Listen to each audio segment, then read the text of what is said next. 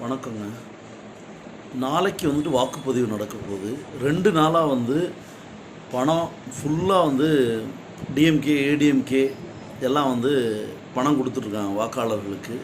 இந்த தேர்தல் பறக்கும் படையெல்லாம் பாமர மக்கள் ரசீது இல்லை, அது இல்லை அப்படின்னு சொல்லி அவ்வளோ பணம் சீஸ் பண்ணேன், இவ்வளோ பணம் சீஸ் பண்ணேன்னு சொல்லி மக்களை அவ்வளோ கஷ்டப்படுத்தினாங்க. இப்போ இந்த 2 நாளாக எங்கே போனாங்க?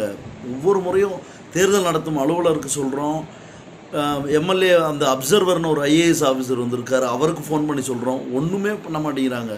எதனால்? போடி நாயக்கனூரில் ஓபிஎஸ் நிற்கிறதுனாலையா, இல்லை நாராயணசாமி நிற்கிறதுனாலையா? எதனால் இது தேர்தலை ரத்து பண்ணணும், இந்த தேர்தலை ரத்து பண்ணி மறு தேர்தல் நடத்தணும். அதுதான் இதுக்கான தீர்வு.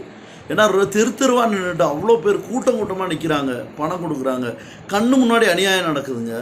இதை யார் தான் தட்டி கேட்பா? தேர்தல் கமிஷன் என்ன தான் பண்ணுது?